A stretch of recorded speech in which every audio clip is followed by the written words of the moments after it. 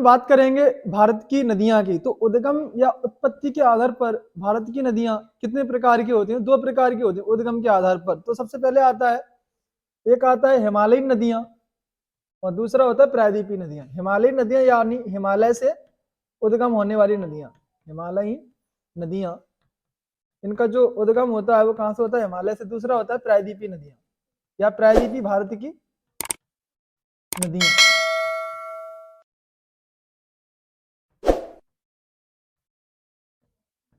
तो हिमालयी नदियां कौन सी होती हैं? जिनकी उत्पत्ति सीधी सीधी हिमालय से हुई है, ठीक है। प्रायद्वीपीय भारत की नदी जो प्रायद्वीपीय भारत से निकलती है। हिमालयी नदियां में आता है तुम्हारा सिंधु नदी तंत्र,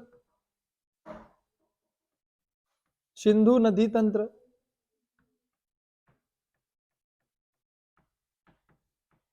दूसरा आता है तुम्हारा गंगा यमुना नदी तंत्र, तीसरा रहता है तुम्हारा ब्रह्मपुत्र नदी तंत्र।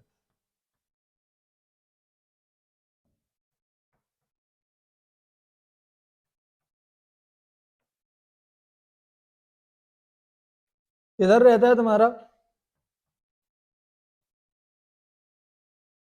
गोदावरी,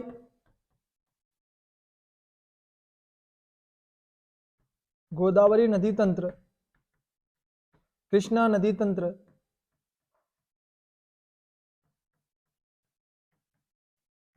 कावेरी नदी तंत्र,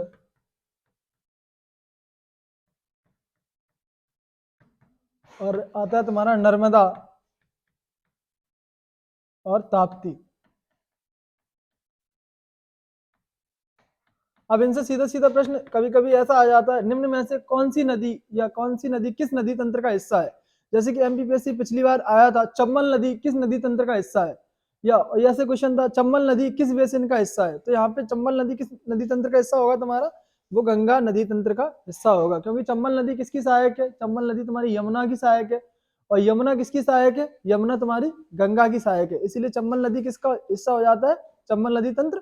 तो वो चंबल नदी यमुना और गंगा नदी तंत्र का हिस्सा हो जाता है। तो आज अपन बात करेंगे हिमालयी नदियां की। तो हिमालयी नदियां कौन सी होती हैं और इनकी उत्पत्ति कौन सी होती है? तो जो सिंधु नदी तंत्र है इसमें कौन सी नदियां आती है? गंगा यमुना नदी तंत्र, इसमें कौन सी नदी आती है? ब्रह्मपुत्र नदी तंत्र है, इसमें कौन सी नदियां आती हैं? ठीक है, तो अपन बात करेंगे सिंधु नदी तंत्र। सिंधु नदी तंत्र, ठीक है। तो सिंधु नदी तंत्र जो है इसके अंतर्गत आता है तुम्हारा सिंधु सबसे ऊपर, काफी बार इन्हें क्रम से लगाने के लिए आता है, फिर झेलम, चिनाव, रावी, ब्यास, सतलज। इसके ऊपर एक और नदी आती है, वो आती है श्योक। ये क्वेश्चन आया है एमपीपीएससी के एग्जाम में, श्योक किस नदी की सहायक नदी है? या फिर कभी कभी होता क्या है, इन नदियों को उत्तर से दक्षिण या दक्षिण से उत्तर के क्रम में लगाने के लिए पूछ लिया जाता है तुम्हारे एग्जामों में, ठीक है। तो सबसे बड़ी अगर अपन देखा जाए तो सबसे उत्तर में कौन सा आता है? श्योक आता है, उसके नीचे सिंधु आता है, उसके नीचे झेलम आता है, उसके नीचे चिनाव आता है, उसके नीचे रावी आता है, उसके नीचे ब्यास आता है, उसके नीचे सतलज आता है, ठीक है। तो ऐसे ही गंगा नदी तंत्र का अपन देखेंगे।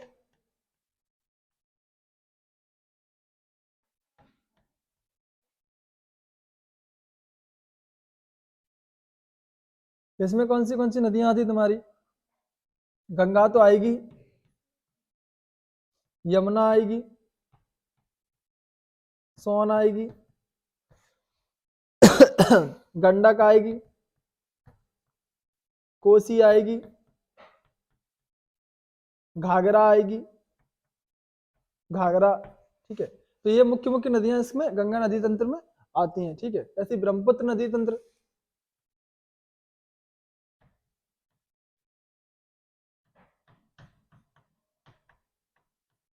इसमें कौन सी आएगी? ब्रह्मपुत्र।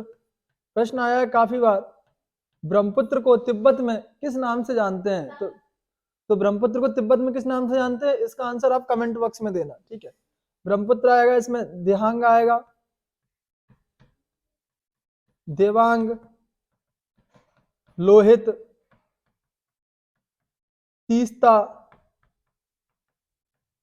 ये आएगा बराक। ये प्रश्न आया था बराक, जो एमपीपीएससी मेंस में आया था 3 मार्कर में 2022-21 वाले में मेंस में बराक नदी, ऐसा था बराक नदी, तो इसको 3 मार्क में लिखना था। तो बराक नदी किसकी नदी तंत्र का हिस्सा है? तो ये ब्रह्मपुत्र नदी तंत्र का हिस्सा है। अब अपन ये समझ में आ गया।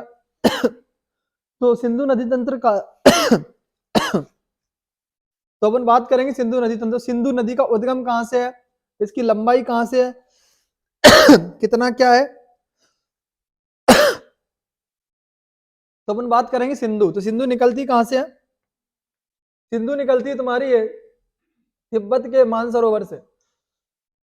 यहाँ से 3 नदियों का उद्गम है, जो तिब्बत का जो मानसरोवर है, यहाँ से 3 नदियों का उद्गम, ये गई तुम्हारी सिंधु। ठीक है, क्वेश्चन आता सिंधु नदी का उद्गम कहां से है? तिब्बत के मानसरोवर झील के पास से, और ये जाती कहां है? अरब सागर में गिरती है। ठीक है, दूसरा इसका लंबाई कितना है? तो लंबाई रहता है इसका 2880 किलोमीटर। ठीक है, तो 2880 किलोमीटर किसका लंबाई रहता है? सिंधु का। ये मैं लिख दूं यहाँ पे सिंधु। इसी के ऊपर ये छोटा सा नदी है सियोक, सियोक, गिलगिट, ये सब इसी की सहायक नदियां हैं सिंधु की। ठीक है, ये सब सिंधु की सहायक नदियां, सियोक, गिलगिट। उसके नीचे आता है झेलम, इसका उद्गम है वेरीनाग झील से, और इसकी जो लंबाई है 724 है। ठीक है, झेलम की लंबाई कितनी है? 724। उसके बाद आता है चिनाव, ये हिमाचल प्रदेश से निकलता है। यहाँ पे 2 नदियां होती हैं, एक होता है चंद्र, एक होता है भागा। तो दोनों नदियां मिलके क्या बना लेती है? तुम्हारी चिनाव बना लेती हैं। उसके नीचे है रावी, ये किसकी सहायक है? ये चिनाव की सहायक है रावी। ठीक है, उसके बाद आता है ब्यास, ये ब्यास कुंड से निकलता है। रावी जो है रोहतांग दर्रे के समीप से निकलता है, हिमाचल प्रदेश से ही, और ब्यास ब्यास कुंड से निकलता है, और ये सतलज से निकलता है। जो ब्यास किसकी सहायक है? सतलज की, और सतलज किसकी है? चिनाव की, और चिनाव किसकी है? सिंधु की। ये प्रश्न आया यूपीएससी 2022 वाले एग्जाम में, 21 वाले एग्जाम में आया था क्वेश्चन। चिनाव, वो सॉरी, सिंधु की सबसे लंबी सहायक नदी कौन सी है? तो सिंधु की सबसे लंबी सहायक नदी कौन सी? चिनाव। ठीक है, जैसे कि सिंधु था, ये सिंधु है, तो सियो किसकी सहायक हो गई? झेलम चिनाव की सहायक हो गई। ठीक है, और चिनाव, रावी चिनाव की सहायक हो गई, ब्यास सतलज की सहायक हो गई, और सतलज किसमें मिल जाती है? तुम्हारी सिंधु में आगे मिल जाती है। तो ये 5 नदियां कहाँ मिलती हैं? ये पाकिस्तान में जगह मिठानकोट, वहां पे मिलती है। ये ऐसी जो 5 नदियां यहाँ से प्रवाहित होती थी, इसीलिए इस क्षेत्र का नाम क्या बोला जाता है?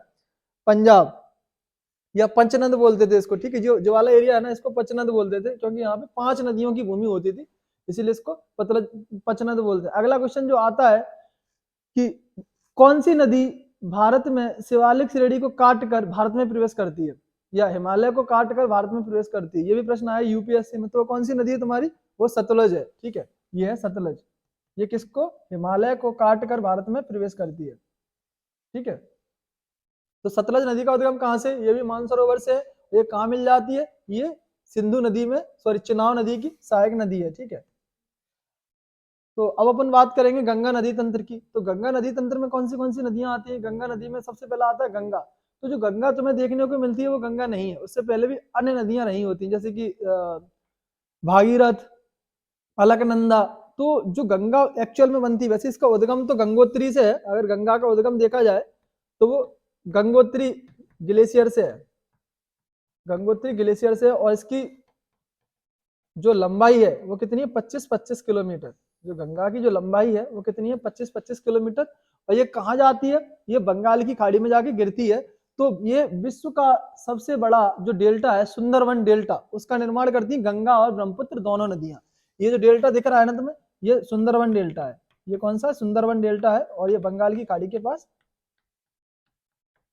बनता है। ठीक है, ये उधर से ब्रह्मपुत्र आ जाती है, इधर से आ रही ब्रह्मपुत्र, और ये होती हुई और यहाँ पे मिल जाता है ये गंगा।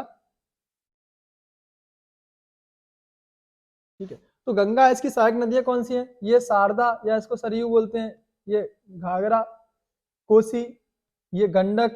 ठीक है, ये सब इसकी कौन सी सहायक नदियां हैं? तो क्वेश्चन ये बनता है किस नदी को बंगाल का, सॉरी, बिहार का शोक बोला जाता है? तो बिहार का शोक कौन सी नदी है तुम्हारी? ये है कोसी। जो कोसी नदी है उसको अपन बिहार का शोक बोलते हैं। ठीक है, और बंगाल का शोक किसे बोलते हैं? सोरो ऑफ बंगाल, वो उसको बोलते हैं दामोदर नदी को। ठीक है, ये किसकी वितरका है? एक होता है सहायक नदी, एक होता है वितरका, तो वितरका या डिस्ट्रीब्यूटरी इसको बोलते हैं। कोई नदी जब किसी नदी से अलग हो जाती है तो उसको अपन क्या बोलते हैं, वितरका। तो ये किसकी है, गंगा की वितरका है। ठीक है, तो क्वेश्चन बनता है ये, विश्व का सर्वाधिक उपजाऊ मैदान कौन सा है? तो गंगा यमुना का मैदान जो है विश्व का सर्वाधिक उपजाऊ मैदान है। क्यों है? क्योंकि यहाँ पर जो हिमालय का फॉर्मेशन हुआ था उसके बाद नदियां आई थी, अपने पास अपने साथ निक्षेपण लेके आई, अवसाद लेके आई, उनका इस मैदान में उन्होंने निक्षेपण कर दिया, इसीलिए ये वाला जो मैदान है विश्व का सबसे ज्यादा उपजाऊ मैदान है। ठीक है, तो ये गंगा हो गई, इसका उद्गम कहाँ से हो गया, गंगोत्री। उसके बाद आता है यमुना, तो यमुना का उद्गम कहाँ से है, बंदरपूछ एक जगह है, या यमुनोत्री ग्लेशियर, या यमुनोत्री ग्लेशियर है।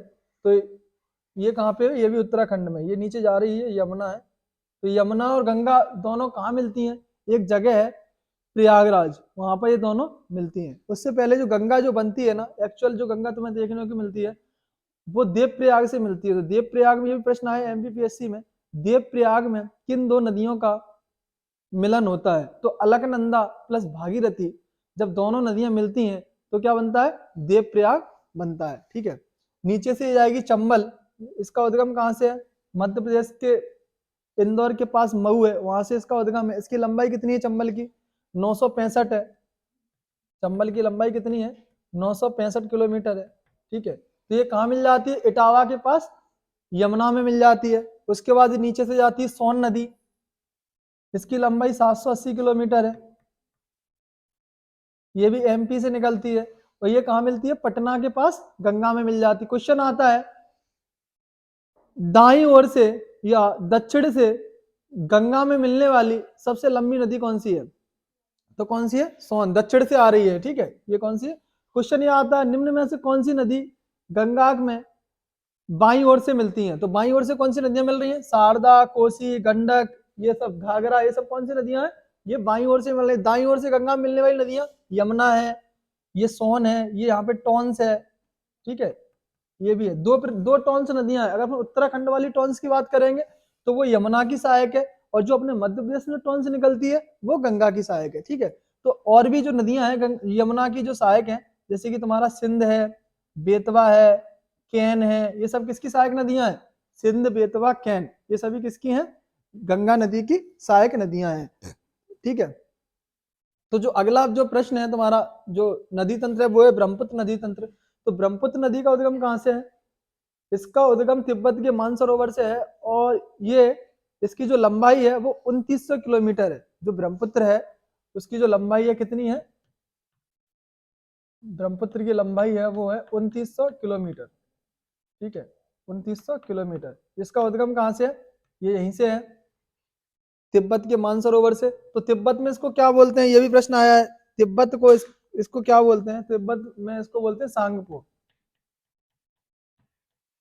सांगपो। भारत में इसको दियांग, दिबांग बोलते हैं। तो इसमें जो सहायक नदियां मिल जाती है, असम के पास जो एरिया है यहाँ पर इसको ब्रह्मपुत्र बोलते हैं। ठीक है, जो असम में जो एरिया है इसको अपन क्या बोलेंगे, यहाँ पे ब्रह्मपुत्र बोलते हैं असम में। तो क्वेश्चन आता है, यहाँ से एक नदी निकलती जो है तीस्ता, वो किसकी सहायक है, वो तुम्हारी ब्रह्मपुत्र की सहायक है। कुछ समय पहले जो तीस्ता थी वो गंगा की सहायक हुआ करती थी, पर हुआ क्या, जैसे जैसे वहां पे अवसादों का निक्षेपण होता गया तो उसकी जो लाइन थी, जो तीस्ता की जो लाइन थी, उसने अपनी जो प्रवाह थी वो उसको चेंज कर लिया, वो गंगा में ना मिलकर अब किस में मिल रही है, ब्रह्मपुत्र में मिल रही है। कौन सी, तीस्ता, ये है ना, यहाँ से सिक्किम से निकलती है ये, और ये ब्रह्मपुत्र में मिलती है तीस्ता। उसके बाद इस पर विश्व का सबसे बड़ा नदी द्वीप है, वो कौन सा है, माजुली। विश्व का सबसे बड़ा नदी द्वीप कौन सा है, माजुली है। ठीक है, ये प्रश्न आया है काफी बार एमपीपीएससी के एग्जाम में। माजुली द्वीप विश्व का सबसे बड़ा नदी द्वीप है, इसको अभी जिला घोषित कर दिया गया। ये कहाँ है, असम में है, ये कहाँ है, असम में है। और ये कौन सी नदी के द्वारा इसका निर्माण होता है, इसका निर्माण होता है तुम्हारा ब्रह्मपुत्र नदी के द्वारा। इसकी जो सहायक नदियां हैं, देवांग, लोहित, ये सब इसकी सहायक नदियां हैं। नीचे यहाँ से ये बराक नदी आती है, उसमें यहाँ में मिल जाती है। तो क्वेश्चन बनता है, गंगा नदी को बांग्लादेश में किस नाम से जाना जाता है? तो गंगा नदी है उसको बांग्लादेश में किस नाम से जानते हैं, पद्मा। गंगा को क्या बोलते हैं बांग्लादेश में, पद्मा। ये गंगा को बोलेंगे अपन पद्मा। ठीक है, और ब्रह्मपुत्र को बांग्लादेश में क्या बोलते हैं, जमुना। भाई नाम बिल्कुल याद रखना, क्योंकि ये सारे प्रश्न आए हैं एग्जाम में। ब्रह्मपुत्र नदी को बांग्लादेश में किस नाम से जाना जाता है? तो ब्रह्मपुत्र नदी को जमुना नाम से जाना जाता है और गंगा नदी को बांग्लादेश में पद्मा नाम से जाना जाता है। जब ये दोनों की जलधाराएं संयुक्त रूप से मिल जाती हैं, गंगा की और ब्रह्मपुत्र की दोनों की मिल जाती है, तो इसको मेघना बोलते हैं। क्या बोलते हैं? मेघना। ये भी प्रश्न आया है एग्जामों में। गंगा और ब्रह्मपुत्र की संयुक्त जलधारा को किस नाम से जाना जाता है? तो मेघना नाम से जाना जाता है। ये विश्व का सबसे बड़ा डेल्टा बनाती हैं। इसका नाम क्या है? सुंदरवन डेल्टा। इसकी आकार कैसा है? इसका जो आकार है वो चापाकार है। कैसा है? चापाकार। चापाकार डेल्टा कौन सी नदी बनाती है? ये भी प्रश्न आया है। तो वो गंगा और ब्रह्मपुत्र। कौन कौन सी नदियां बनाती हैं? गंगा और ब्रह्मपुत्र। ये चापाकार डेल्टा बनाती है। अगला जो प्रश्न आता है, रैंप घाटी से कौन सी नदी बहती है?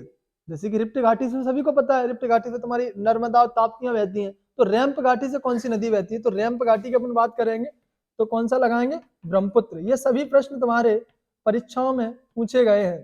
तो रैंप घाटी से कौन सी नदी बहती है? ब्रह्मपुत्र नदी बहती है।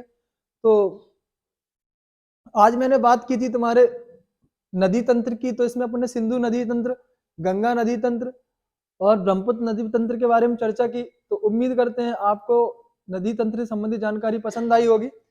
और जो बचा तुम्हारा प्रायद्वीपीय भारत वाला नदी तंत्र, वो मिलेगा अगली क्लास में। ठीक है, तो उम्मीद करते हैं जानकारी पसंद आएगी। मिलेंगे अगली क्लास में। धन्यवाद।